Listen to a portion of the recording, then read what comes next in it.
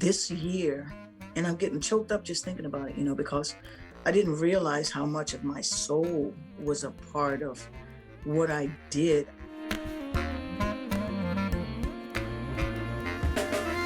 Hi, I'm Sean Perrin, and you're listening to episode 160 of the Clarinet Podcast, the show for clarinetists.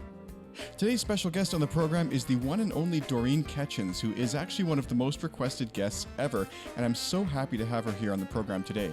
She's also known, of course, as the Clarinet Queen, and is famous for being an absolutely legendary part of the New Orleans music scene. But her popularity actually prevails worldwide. She has played in 47 states, 24 countries, and has now been seen around the world on movies, TV shows, and YouTube over 65 million times. We discuss the surprising reasons she went into music in the first place, tips on playing jazz and improvising for beginners, what it was like playing for 4 US presidents over the years, and much, much more. Patreon subscribers will have access to an extended version of today's episode and many others like it for as little as $1 per month. Check out clarinet.com/subscribe for more information. Thank you so much to our sponsors who make the show possible. Imagine a reed that lets you focus on your music, lasts for months instead of days, and even saves you money in the long run. It's all possible with Leger Reeds, the world's leading synthetic reed brand made right here in Canada. The European cut reed is preferred by Leger artists all over the world, including Eddie Daniels, David Schifrin, Corrado Giuffretti, and many others. It offers a warm, clean sound with a great ease of articulation and is now available for E-flat, B-flat, and the bass clarinet. Learn more at your local music store or at leger.com. That's Legere.com. The new Bakun Q-Series clarinet features a completely redesigned bore inspired by the Bakun Custom Series clarinets. This means you can play and perform like the pros, but for less. Use code CLARINET at bakunmusical.com to save 10% on your entire purchase and try the Bakun Q-Series or Protégé clarinet risk-free for 30 days. Just pay the return shipping if you aren't fully satisfied. Shop now at bakunmusical.com and use code CLARINET at checkout. I'm here on the podcast today with the one and only Doreen Ketchens, who's coming to us today, of course, from New Orleans in Louisiana. Doreen, welcome to the podcast. Thanks for having me. My first question was, just so our listeners can get to know you as a clarinetist a little bit and kind of how you got your beginnings. What was your beginning as a clarinet player like, and is it true that you started playing in band to get out of a pop quiz at school? Yeah, it was a history test, for sure. I was in the 5th grade, and I was at my favorite time period of the day, which was lunch and recess. And there was a buzz going around that there was a pop quiz. And I'm like, well, we've never had such a thing. That's crazy. And I was always pretty popular. I don't know why, but of course, I did an interview just a while ago, and I realized my parents had a sweet shop a half a block from the school. So maybe that's why I was so popular. I have no idea. But everybody knew me. And so, I said, I don't think we're going to have no pop quiz.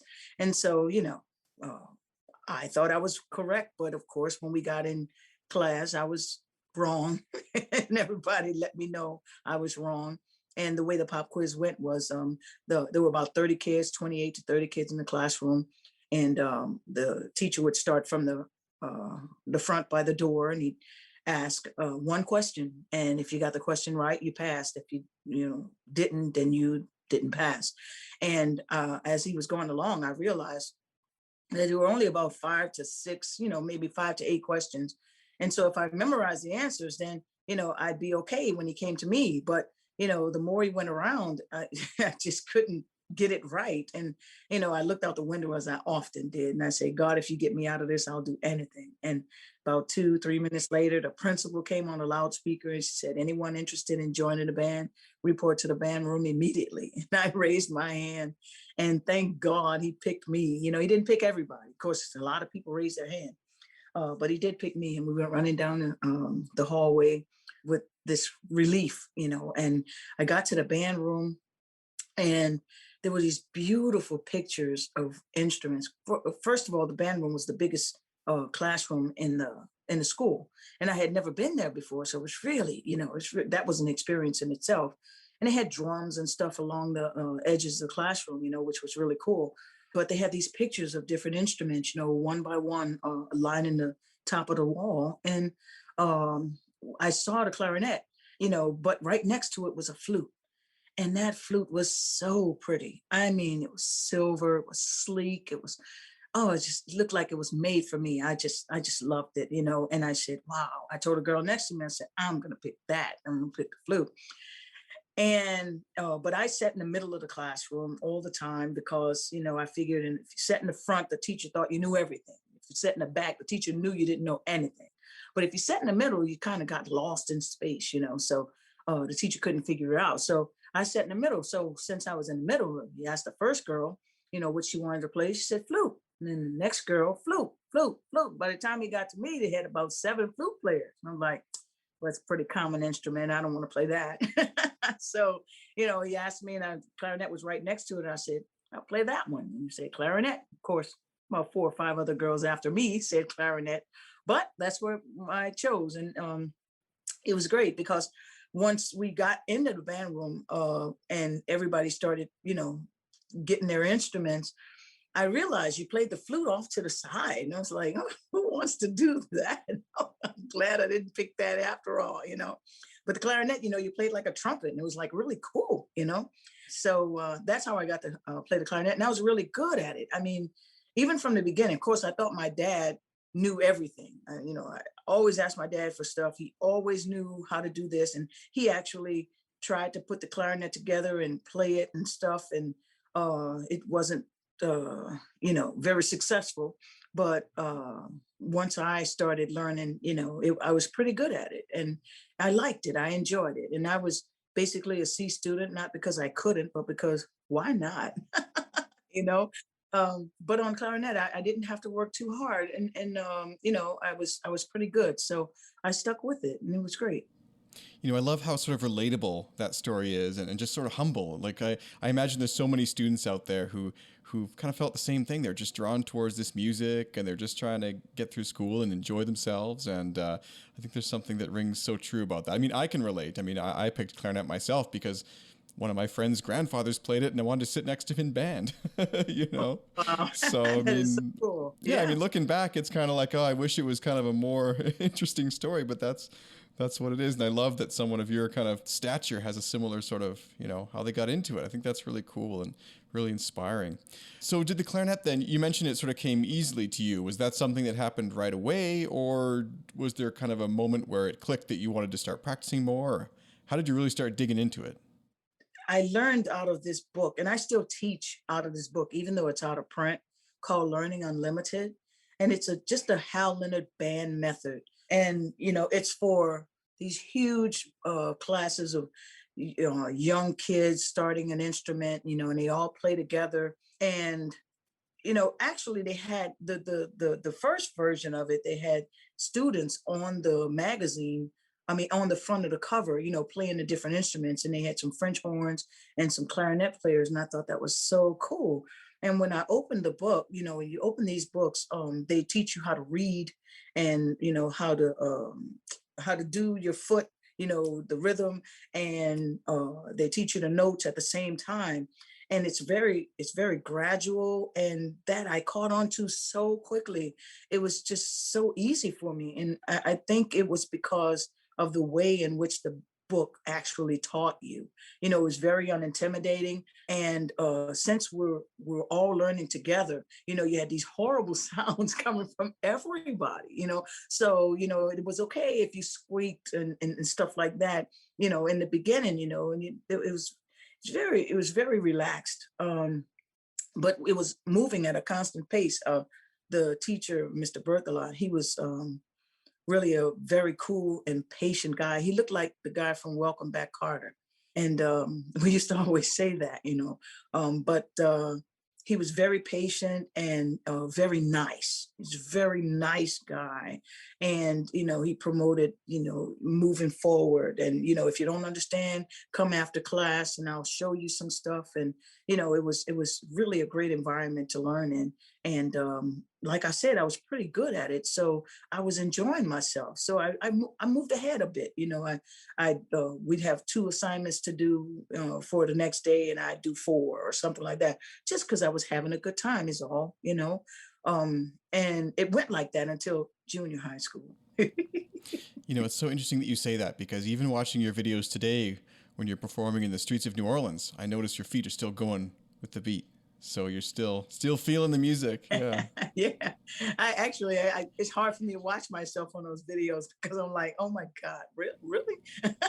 A lot more than my feet are going, I tell you. Do you get lost in the music then? You're not like, some people deliberately move, but for you, it does look so natural when you're moving around and getting the clarinet up like that. And Oh man, it's spiritual. It's, I'm just in awe at how much fun and how much joy, I get out of it. I mean, goodness gracious, it's like living a dream. It's amazing. I mean, this year, and I'm getting choked up just thinking about it, because I didn't realize how much of my soul was a part of what I did. I mean, I'm out there, I'm playing. A lot of times I'm experimenting, just going for it or whatever. It's a free environment, and people love it, and I get instant feedback, and it's just something that's priceless, absolutely priceless. That before this pandemic, I was like, man, I need a break, man. I need, maybe I ought to take a week or so off and just relax because I'm going crazy, and sometimes, well, we play almost every day. We take off like 3 days, and I try to practice in between there, but sometimes I'd be so tired. So at the end of that 3 days, man, I'd have to get my lip back up because we play hard for hours on end, and only because we're so into it.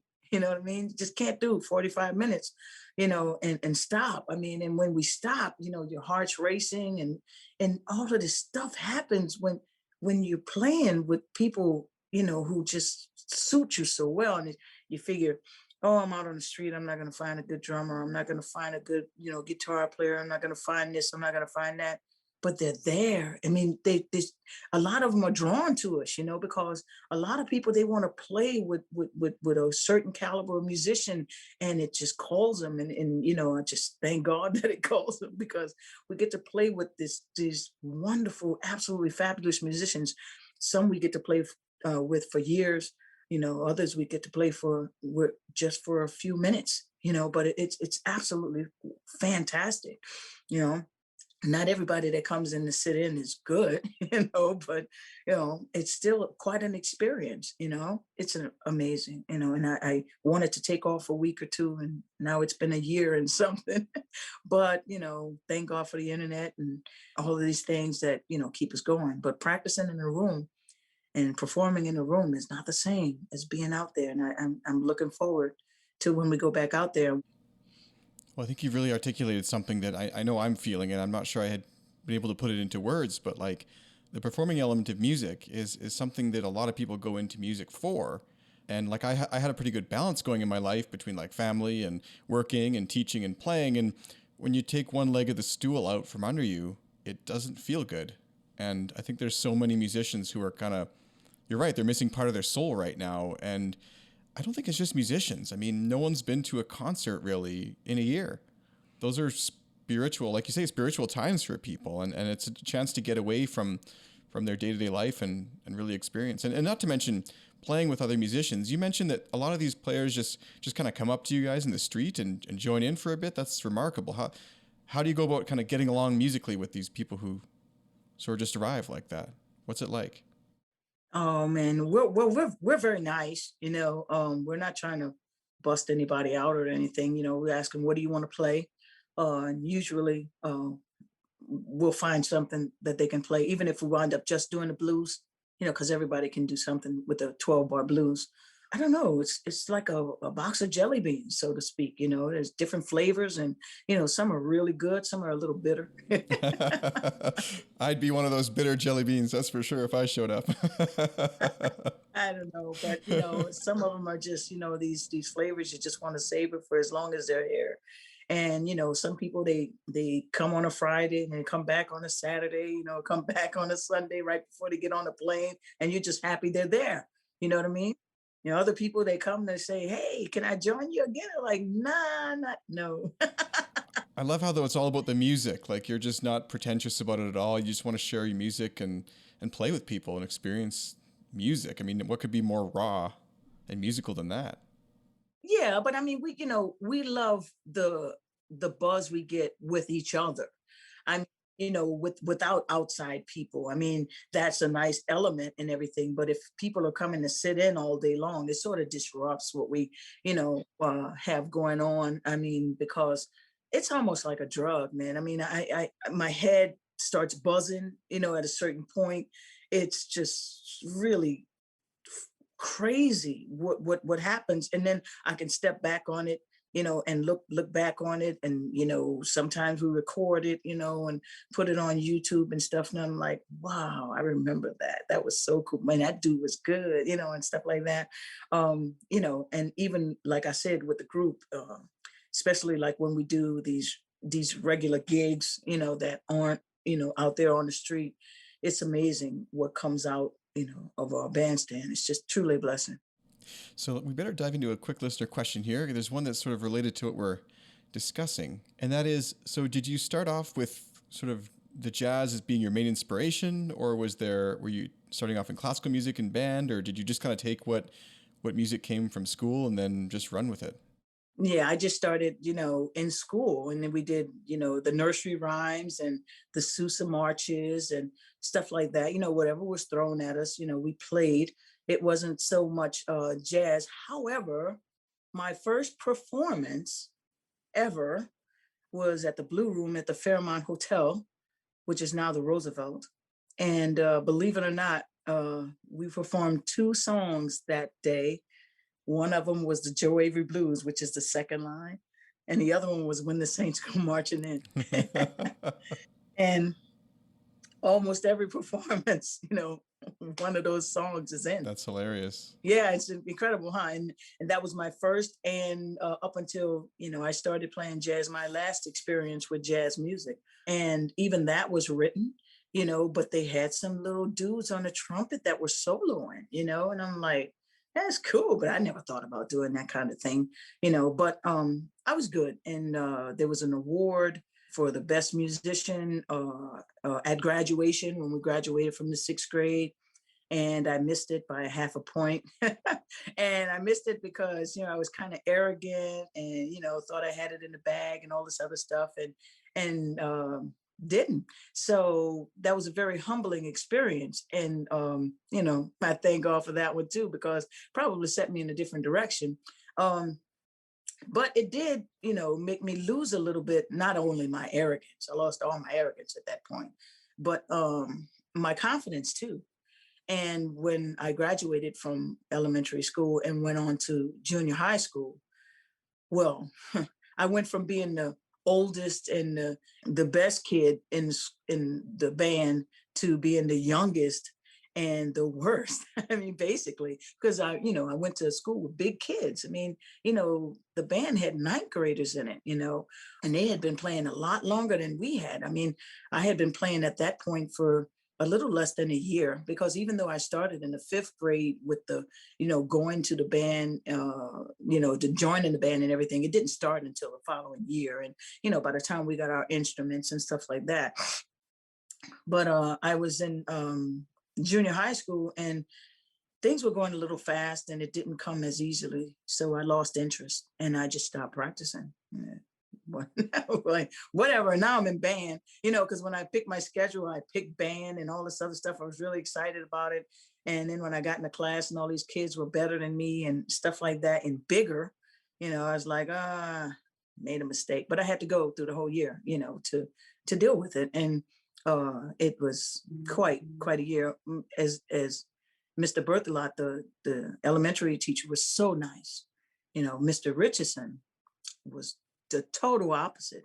An excellent teacher, though, definitely responsible for a lot of my character and my technique and stuff like that, even though he caught me early.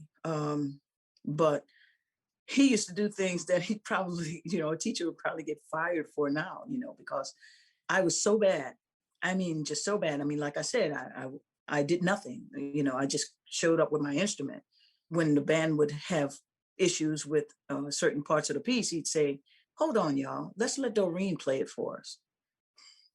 Like, yeah, all right, all right. So, I had to. So I tried to play it, and I'd squeak and squawk, and everybody would laugh at me, and it was just horrible. And I just got used to it. It was no big deal. After a while, I was laughing myself. But I had a crush on a drum major. He's just, oh, his name is Troy. And I mean, I just was in love with Troy. And so what I did was I walked in the band room one day, and Troy was sitting at the piano, and I was like, oh boy, this can't be nice. Well, I'll just sit low. I'll just lay low today, and hopefully, he won't embarrass me today. Or maybe Troy will leave, early, but Troy didn't. He stayed there the whole time. And, I watched the clock, the whole band period. And we got about 15 minutes to, it was time to go. And, I was feeling a sigh of relief because I didn't get embarrassed, at that point. And then before it was time to go, of course, they had a little situation where somebody couldn't play something. And he said, hold on, let's let Doreen play for us. And I was like, well, yeah, okay, I'll play it, no problem. And I'm gonna show him this time. I'm gonna do this one right, But I hadn't looked at it. I wasn't very good because I hadn't practiced or anything. As a matter of fact, it had been a long time since I actually took the clarinet seriously. And but I was determined to play it, absolutely perfect.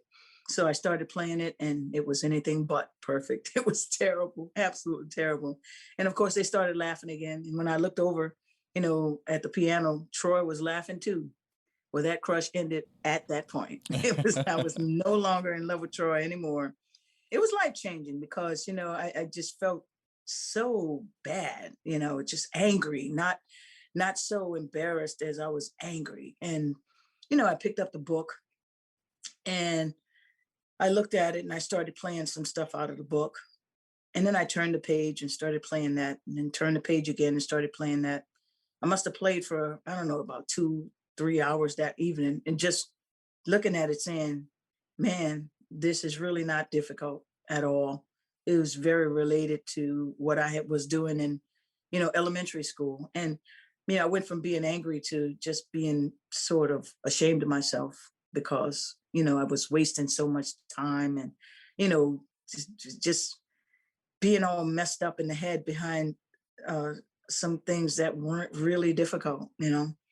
So anyway, after I finished the book that night, just finished it, and came back to school. Of course, I want him to call me. No, he didn't. It took a while for him to call me, actually. He said, hold on, let's let Doreen play it for us. And, I played it, and I played it perfectly. And, he said, Doreen, just like that. I could still hear him saying that. And from that moment on, I mean, nothing changed as far as, let's let Doreen play it for us. But, I actually played it correctly that time. I'm instant teacher's pet at that point. And I was the teacher's pet for, from 7th grade to 9th grade until I left there. And even after I left there and I went to senior high school, I'd come back, and, was happy to see me, and, all kinds of other things. But he was not nice. He was very cruel, but very effective. He prepared me for competitions and stuff like that, so that if you're nervous, you're a chump. And that was just a part of growing up. And it really got me through everything else really. And that was junior high school, 7th grade. And by the time I got to senior high school, I had another nice guy, Walter Harris, but he was very effective too. Walter would make you feel guilty if you didn't do what you were supposed to do. It's just, it's amazing, these personalities of these band directors, how they all achieved basically the same thing with me, which was making me want to excel, to the best of my ability. But they had different methods of doing it. Mr. Harris was the one that made me consider going into the performing arts school, and from there, and I met Stanley Weinstein, and that was it. And that was all classical. It was all classical, Sousa marches, you name it. That was it. And Yeah. So there was no jazz. So when did the jazz start percolating in then? When I got to the performing arts school, I was the only clarinet player after, because, a bunch of them had graduated at that point. And well, Mr. Marcellus, Ellis Marcellus was my ear training teacher. But, he also approached me. He said, you ought to play some jazz. And I'm like, okay, I'll check it out. And I went home and I listened to some players, and I really didn't like the tones, and I didn't like a lot of the technique. I didn't realize it at the time, but I just wasn't listening to the right people. And so I was like, yeah, nah, I'm good. Thank you. So I had my opportunity to study with Ellis Marcellus, and I turned it down because no, I worked very hard on my tone and my technique, and I didn't want to sacrifice it for that.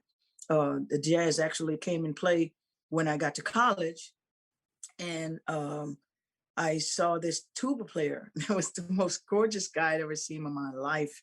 He had a jazz band, to make a long story short. And he played some jazz and stuff like that. And man, I was like, well, I don't know how to revisit this jazz stuff, So I did. His clarinet player was acting kind of crazy, and he asked me to play a few things, and we started going together, and we started actually going out on the street and playing music, and that's how it started. What an amazing story. And it's so interesting to think back, those people who laughed at you in band class. I mean, I wonder if they know that you went on to, become one of the most celebrated artists of your time, and also, performing for US presidents and all these crazy achievements. I mean, it's just remarkable to think that contrast exists.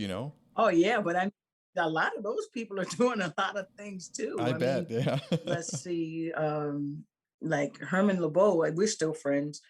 He's an absolutely fantastic drummer, and he was playing without Alan Toussaint. Actually, Victor wasn't there. Victor Goins. He's 2 years. No, he's 3 years above me, I think, because I don't know. I'm getting old now, so it's kind of hard to. But I know we were never in the band together, so I think he left um, either the year I got there or the year before. And Victor Goins. I mean, and there was a bunch of other people, that I'd have to think back on. But yeah, lots of performers, they really kept playing, and they really did some great things, and they're musicians too with great careers too. Of course, a lot of other people, it was just something they did in high school, and that was it. But yeah. So this question came in from 3 or 4 people, and me too, actually. I was wondering if you could share a little bit about this.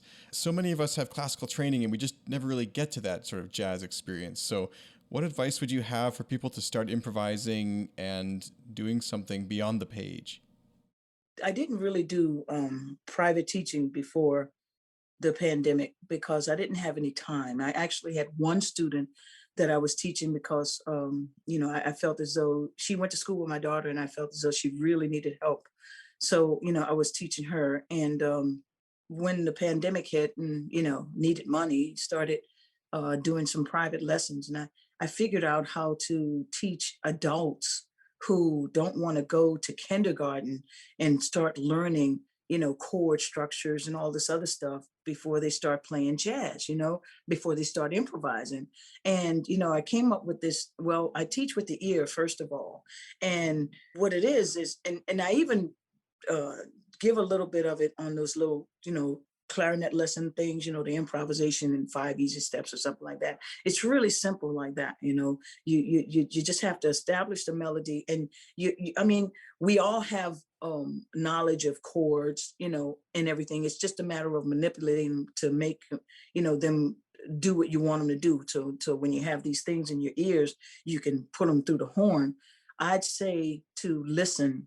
The first thing you should do is to listen to a bunch of different jazz clarinetists and find one that appeals to you, somebody you like, somebody who's playing with a tone you like or a technique you like or something like that, and get them playing something slow, something slow and bluesy, something nice, and steal it.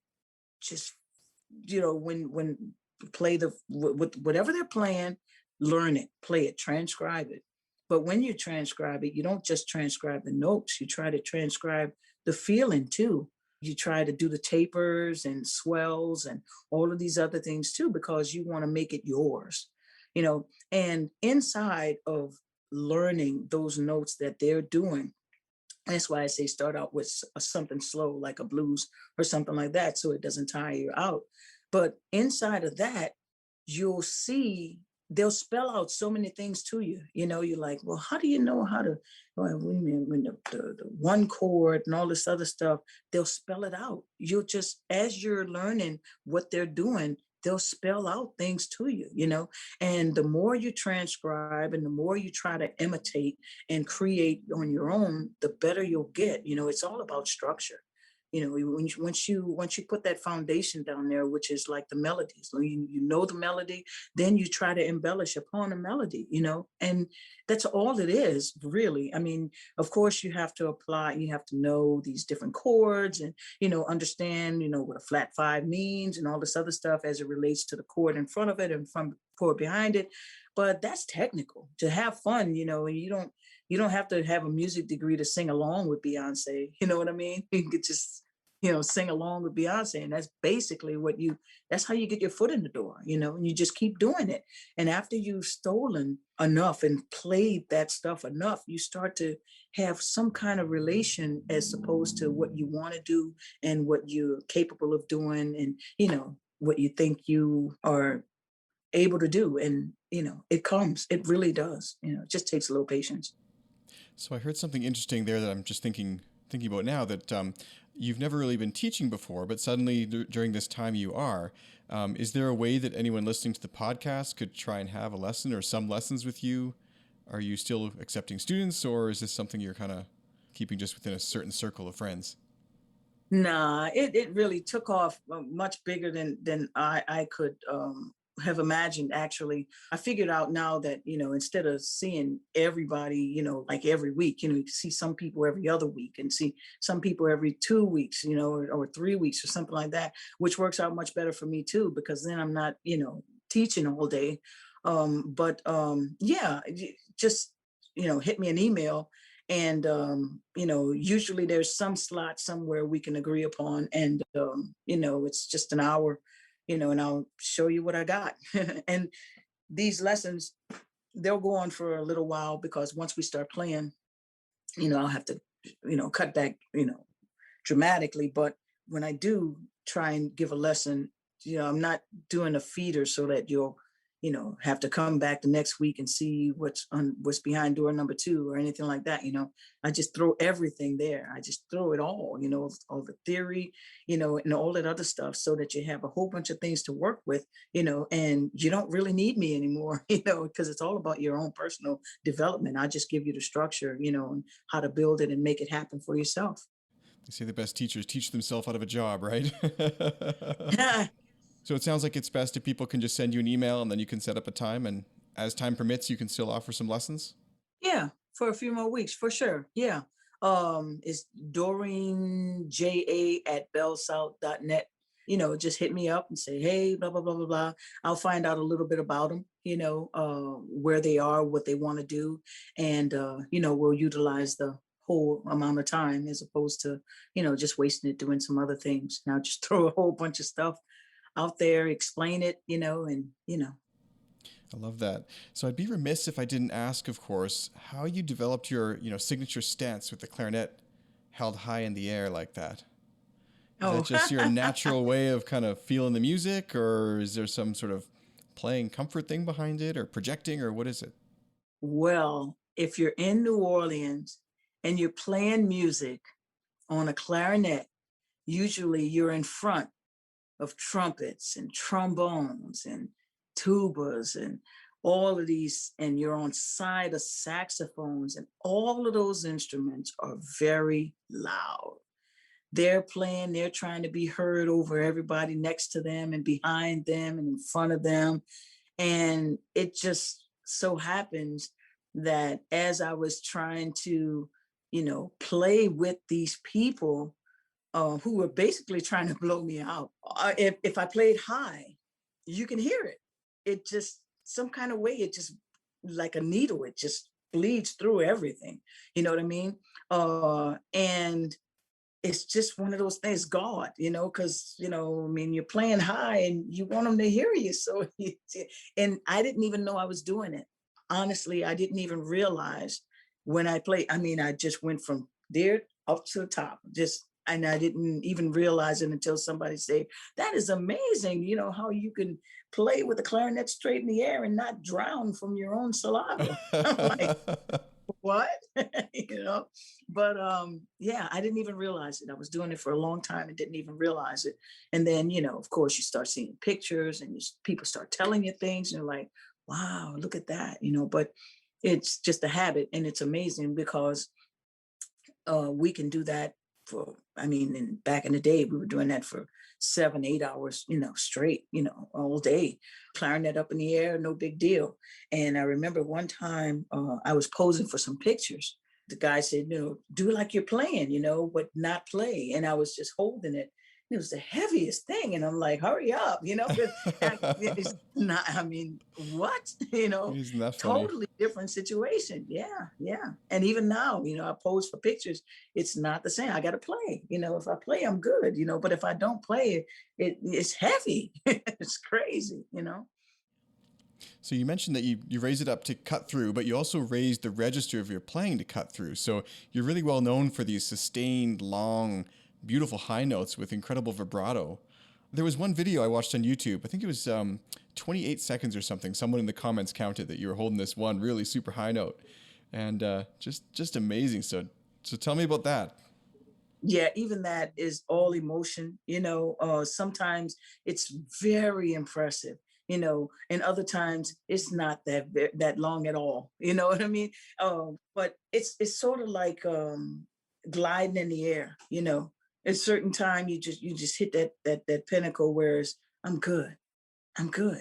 And you're good for a while. It's no big deal. And then it's a long note and it's really high in the air. And believe it or not, usually by the time I release it, I have to exhale before I inhale because I still have more left. You know what I mean? Because it's all about the pressure that's built behind it, and as long as you can hold it. So yeah, sometimes, I mean, and most of the time I can hold it pretty long. I always was able to, do that for a long time.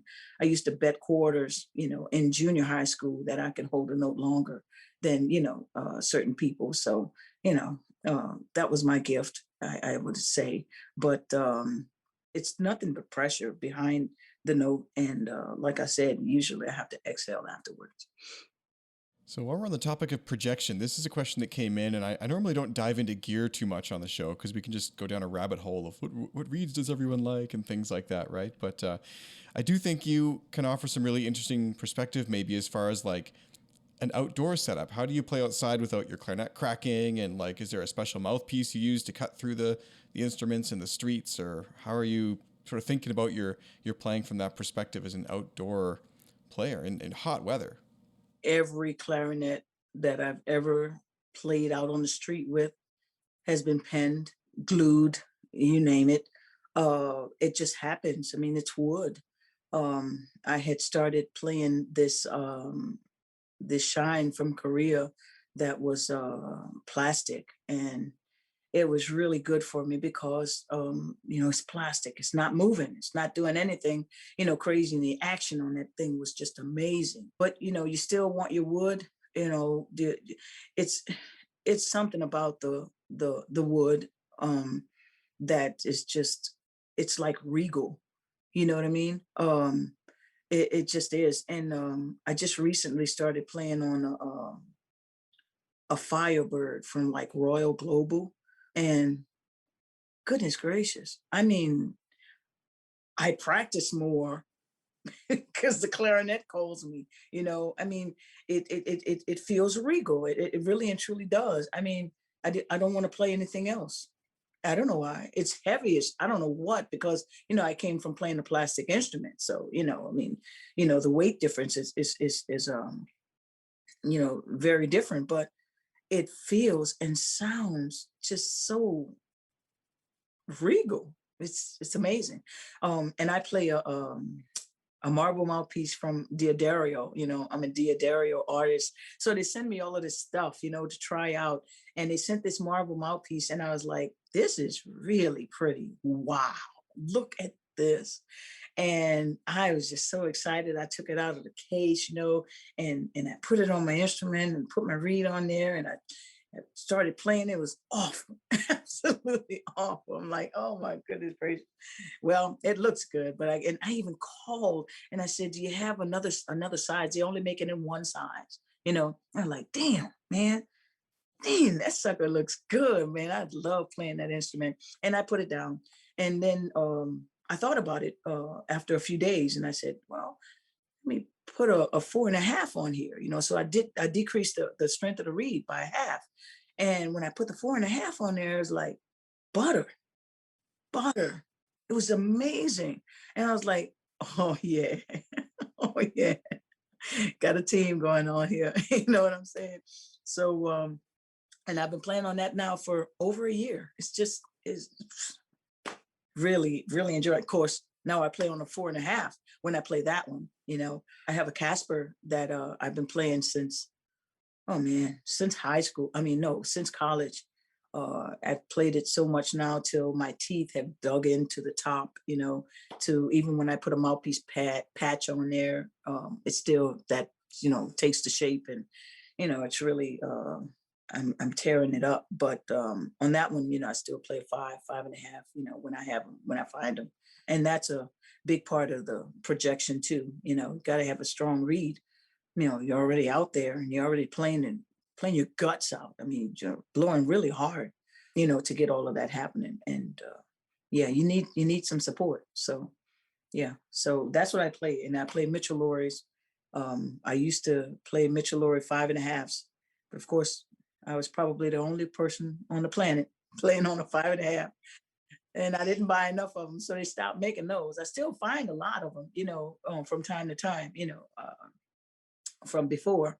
But so I play a 5, and I play a reserve too, when you just want a little change of pace. Sometimes in the heat of the summer, the reserve works a little better for me because, it's a little longer. But I can't get into those leather ligatures, they just don't, they're not tight enough for me. So I just play a regular, metal ligature. Yeah, with 2 screws. I like the 2 screws because I like to tighten them and, move around, and I like that support. So that's what I do as far as equipment goes. So plastic clarinet, good mouthpiece, and a really hard reed. That's Yeah, well, plastic mouthpiece, wooden clarinet, and a really hard Oh, reed. sorry, yeah. So, but you're using the wood outside now. I guess you're not playing too much Yeah. outside these days. The thing is, I hadn't been playing outside, period. But yeah, when I go back, I can't put this Firebird down. I just can't. It's just, I mean, I try to play the other things, and it just feels like, I don't know. I just found something I really enjoy. So that's what I've been playing, and I'm just gonna have to take it out there and hope for the best. Brave the weather. Yeah, but I'm feeling really good with it. It speaks to me. It's sort of like, it's like on these sci-fi movies when, there's a slime, and you tell them, don't touch the slime, don't touch the slime, and somebody's just gotta touch it, and they touch it, and goes all over their bodies, and consumes them and stuff like that. This clarinet has done to me, man. It's amazing. I mean, I practice at 1 a.m, just because I passed by the room where the clarinet is, and it's calling to me. It's amazing. And like, thank God, because I hadn't been practicing as much as I should. And in all reality, I'm out of shape. I doubt seriously if I could do a 5-hour day, at this point, the way we were doing before. I got to build up to it. And I'm looking forward to it. I'm so looking forward to it. May is I think by the time Mother's Day comes around, I'm going to be feeling really, really good. So I'm going to be right out there on Royal Street, lifting my clarinet up to the sky and just doing my thing. And just so grateful to be able to do it, again, so just really looking forward to it. It's so funny what you say about the slime there, because I had that exact same experience once at a guitar shop. I'd set a budget of a couple $100 to buy a guitar, and I'd found one I sort of liked, and the salesperson was like, "Hey man, you should check out this guitar." And I played it, and I was just like, "Oh, it's like 3 times as much, but I gotta have it." Yeah, man. I mean, when it speaks to you, when something speaks to you, you try to make it happen as best you can. You could be practical and deny yourself, or you can just say, "Huh, I gotta have this. I gotta have this." And it's just amazing, the connection. I bet you enjoyed the daylights out of that guitar. Still hanging right here. 11 years old now. That's what I'm saying, man. And it's so worth the investment. You know what I mean? Because you're enjoying it. It's still new money. You know what I'm saying? Yeah, yeah, absolutely. So, before we go, because I do want to respect your time here, but I do feel like I could talk to you all evening here. It's just been a great conversation. I could talk all evening too. But I wanted to ask, what was it like performing for the U.S. presidents? I think you've played for, is it 4 or 5 presidents now? Nah, it's 4. Everybody thinks one of them was Barack, but it wasn't. It would have been nice, but I'm not in that clique. And every time it was just dumb luck. Honestly, it was dumb luck. I remember with Clinton, we were just in the right place at the right time. You know what I mean? And got asked, and it was great. I remember with Reagan and Bush, that was just the Republican convention. We didn't know they were going to be there. You know what I'm saying? We just dumb luck, And the best one though was Jimmy Carter. He was there with his wife, and we were at Jazz Fest, and we were just playing our set at Jazz Fest, and all of these suits walk in, and I'm performing, so I'm not really paying attention. They're not in the general area. They're where the family usually is, and stuff like that. And they walk in, and I didn't even know it was the president. I kid you not, I didn't even know. And he's former president at that point, you know what I mean? But he still has Secret Service. And the set was magical. It was great. And I remember doing Mardi Gras Aiko. And that's where, we do this audience participation thing where I say, "Let me hear you sing Aina, Aina, Aina, Aina, Aiko, Aiko," and stuff like that. And they were doing it. They were freaking doing it. It was so cool. And my husband said, "That's Jimmy Carter." And I'm like, "What?" It was so cool. So, yeah, I mean, it would be nice, to say, "Oh, yeah, well, yeah, they had heard about us, or seen us on YouTube, and, invited us to the White House, and we were in the living room, and, asked for their favorite song." Nope. This is almost even better, though. They came to you. Yeah, it was great though, man. They were and very very nice, very approachable, to, of course, when you're non-threatening, really, and it was a great experience and really nice to talk about too. It's very impressive sounding, so it was cool. Well, it's funny because I know that Bill Clinton plays saxophone. It's a shame he didn't join in for something. I wonder if the others are musical at all. I think Barack Obama played piano, but I don't know if any other, maybe I'm wrong about that too, but I don't know if any of the other presidents have really been that musical. I don't know, but Jimmy Carter sure can dance. Jimmy Carter is one of those guys he's just such a great guy. He's building like houses or something for charity up here in Canada a while ago, and he's like 92 years old or something, and it's just remarkable to still be swinging a hammer and doing that kind of stuff at that age, and especially after the life he's lived, it's just wild. So true. He's a remarkable guy. Well, I want to encourage those listening to the podcast to check out your YouTube channel, check out your online lessons that you're doing. You can send an email. I'll put the link to that in the show notes for this episode. Also, on the YouTube channel, there's a place to leave virtual tips, I think you call them. You can do that to help out your cause. Yeah. With the sign that I always hold up the wrong way. It's amazing. I got this PayPal sign and this Venmo sign, and I'm always holding it up the wrong way. And I said, "Well, I got it right this time." And you can look at the comments, after I review the video, they're like, "Ma'am, you still have it the wrong way." Absolutely. And we launched a new website too. Our old web manager, he died, and he died with all of the information, to pay for and to get into the old website, which was doreensjazz.com. So now we're doreensjazz.org. And, there you could also, find out about the lessons. And, we have two new CDs that just came out too, volume 29 and volume 30. One's more traditional and the other one's gospel. Just some really nice things that are going on because we decided we didn't want to waste time during this pandemic. We wanted to look back on it and say, yeah, we did this and we did that and we did the other, feeling really good about that because now we're coming out of it and we have these things to look back on. And I learned about Zoom. I mean, last year, this time, I didn't know what Zoom was. And thank God for these platforms. I mean, they're not all, that they're not the most reliable, but they're really, a blessing, because we're able to connect and, still do what we love doing, just in a different way, but still reaching people and people reaching us. It's absolutely fantastic. Well, I really want to thank you for taking the time to talk with me today. If you're listening out there on Apple Podcasts or Amazon Music or anything like that, the episode will end here, but we're going to do a couple more extra little questions for the Patreon backers.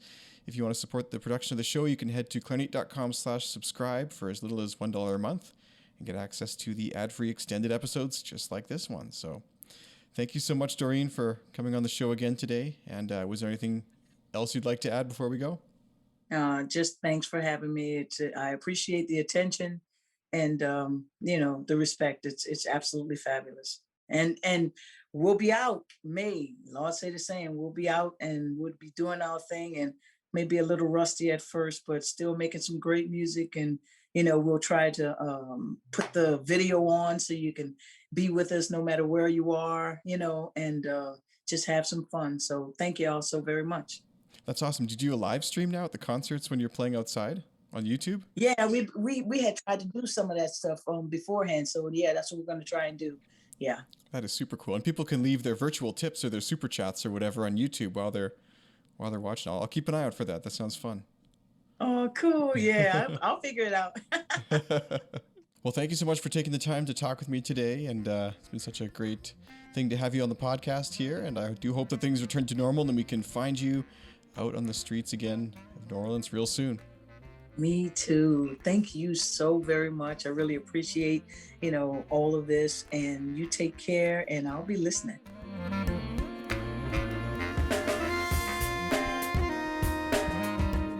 Thank you for listening to the Clarinet Podcast. If you're new around here, do not forget to dive into our extensive back catalog, which features over 150 conversations now with great clarinetists like Stanley Drucker, Laurie Friedman, Michael Lowenstern, Corrado Giuffretti, and many others. If you enjoyed what you heard, you're going to love what's coming up, including a conversation with Andy Simon, who is the principal clarinetist of the Hong Kong Philharmonic Orchestra. Subscribe to Clarinet wherever you get your podcasts to make sure you don't miss a single episode. And if you'd like to get access to ad-free extended content, check out clarinet.com/subscribe. Last time I said I would dedicate the ending of the episode to some Q&A questions about clarinet or using Leger Reeds or Bakun products if they came in, but nobody sent any questions last time. So if you do have any question for me or a comment about the show or any kind of listener feedback, send it to hello@clarinet.com and I will include it in this ending portion of a future episode. Thank you so much to our sponsors who make the show possible. The new Bakun Q-Series clarinet features a completely redesigned bore inspired by the Bakun Custom Series clarinets. This means you can play and perform like the pros, but for less. Use code CLARINET at bakunmusical.com to save 10% on your entire purchase and try the Bakun Q-Series or Protégé clarinet risk-free for 30 days. Just pay the return shipping if you aren't fully satisfied. Shop now at bakunmusical.com and use code CLARINET at checkout. Imagine a reed that lets you focus on your music, lasts for months instead of days, and even saves you money in the long run. It's all possible with Leger Reeds, the world's leading synthetic reed brand made right here in Canada. The European cut reed is preferred by Leger artists all over the world, including Eddie Daniels, David Schifrin, Corrado Giuffretti, and many others. It offers a warm, clean sound with a great ease of articulation and is now available for E-flat, B-flat, and the bass clarinet. Learn more at your local music store or at leger.com. That's LEGERE.com. I'm your host, Sean Perrin, signing off from Calgary, Alberta, Canada, and I look forward to seeing you next time on the Clarinet Podcast, the show for clarinetists.